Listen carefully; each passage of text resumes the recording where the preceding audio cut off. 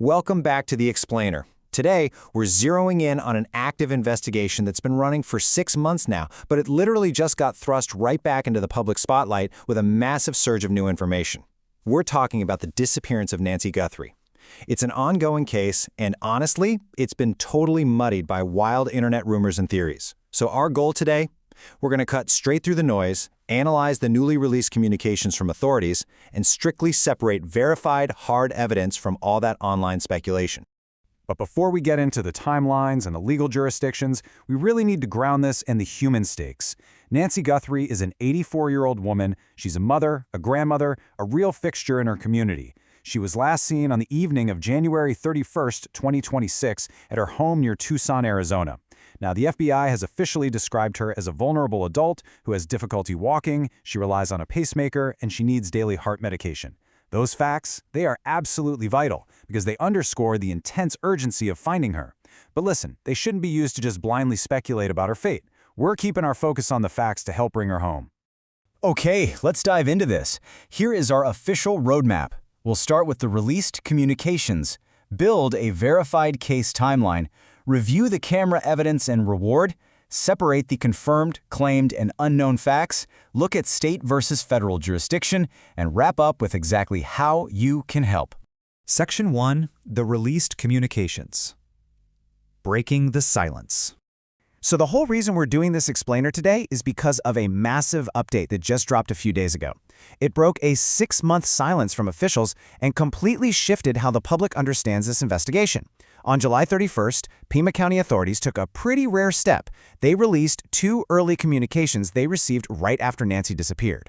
One note demanded a ransom, while a second one actually claimed that Nancy had died from a medical event and was left outdoors. Authorities stated the whole purpose of putting these out there is to see if the public recognizes any distinctive language patterns or specific details. But here's what we need to make absolutely 100% clear.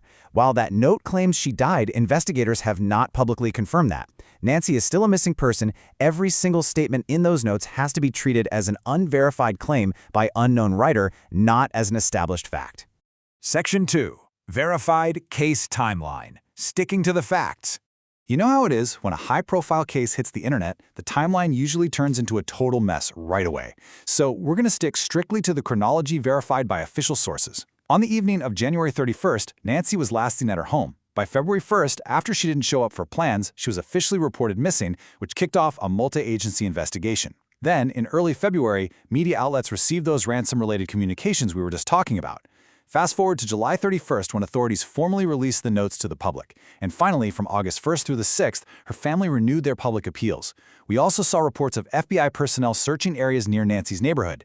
Now, it's really important to note, these August searches are reported activity, likely just due to landscape changes from the monsoon season. They are not confirmed discoveries or a total reboot of the investigation. Section 3. Camera Evidence and Reward. The Unidentified Individual. Now, what's really interesting about this next piece of evidence is just how precise we need to be. This is where the most critical visual clues currently live for the public. The FBI released official camera imagery of an unidentified person right at Nancy's front door. They describe him as a male, about 5'9" to 5'10", with an average build. He was armed and he appeared to be tampering with the camera. Most notably, he was wearing a black 25-liter Ozark Trail hiker pack. I am repeating that FBI description precisely, word for word, without any sensational spin, because those exact real-world details are exactly what investigators need someone to recognize. And to go along with those images, the FBI has updated their reward. The current official poster is offering up to $100,000 for information leading to Nancy's location or the arrest and conviction of anyone involved. Seriously, if you've seen older reports floating around with lower amounts, just forget them. $100,000 is the current official figure. Section 4. Confirmed, claimed, and unknown. Sorting the evidence. Okay, this might just be the most absolutely crucial part of our entire explainer, systematically separating verified facts from unverified internet theories. Let's start with the confirmed facts. These are absolute truths verified directly by official sources. Fact: Nancy remains the subject of an active FBI and Pima County investigation. Fact: she has been missing since January 31st. Fact: she has specific medical vulnerabilities. Fact: an unidentified armed individual was captured on her camera. And fact: there is a verified $100,000 reward. This right here, this is our baseline of reality. So, the crucial point is how we handle this next category, claims. These are statements pulled directly from those release notes. It's claimed that the writer held Nancy, that the ransom demand was genuine, that Nancy died from a medical event, that she was left in a specific location, and that multiple perpetrators were involved. Guys, we must firmly attribute these to unknown writers. Until authorities actually come out and independently confirm them, they are claims, not facts. And finally, we've got to be humble enough to admit the unknowns, the investigative blind spots that authorities haven't released or honestly might not even know yet. We do not know Nancy's current location or condition. We have no idea who the man on the camera is, or if the person who wrote the notes is even the same guy in the video.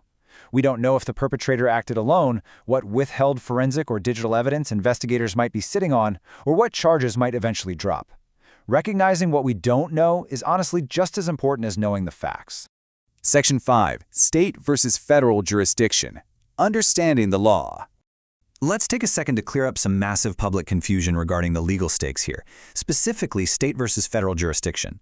Because the FBI is heavily involved, a lot of people just assume federal charges are a lock. But let's actually look at the law. Arizona's kidnapping statute covers restraining a person for ransom or as a hostage on a state level.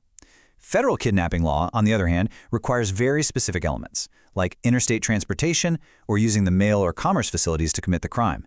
So while electronic communications might raise some federal questions, just having them doesn't automatically trigger a federal kidnapping charge. And this brilliantly illustrates our core legal point. The FBI can assist a state investigation without guaranteeing a federal indictment. The public facts do not give commentators the authority to start playing prosecutor. Professional prosecutors are going to evaluate the admissible forensic evidence and decide whether Pima County Superior Court or a U.S. District Court is the right venue for this. Section 6. How you can help. Action over speculation. Look, this is all about choosing effective action over incredibly harmful speculation. We absolutely have to warn against crowdsourced amateur sleuthing on this one. Trying to do DIY handwriting analysis, throwing around public accusations, or reposting alleged evidence in comment sections literally damages the case. It misidentifies innocent people, it contaminates witness memories, it completely overwhelms official tip lines with garbage data, and it exposes the people posting it to serious defamation claims. The question we should be asking isn't which theory is most dramatic, it's which fact is official. So, if you actually want to help, here is exactly what you do. If you personally recognize the man in that camera footage, or that black 25-liter Ozark Trail backpack, or maybe you recognize a specific language pattern from the notes or any other real-world detail, submit it privately. Call 1-800-CALL-FBI or submit a tip online at tips.fbi.gov. Do not confront anyone yourself, and please never post names or unverified evidence publicly. Just give the investigators the clean, direct information they need to do their jobs. The reality is, Nancy Guthrie is still missing, and her family is still agonizing, just waiting for answers. The authorities have given us specific, confirmed details to look out for. So, what's it going to be? Will you choose to share verified factual information today to help find Nancy, or will you let dangerous internet speculation drown out the truth? The choice, and honestly the responsibility, belongs to all of us.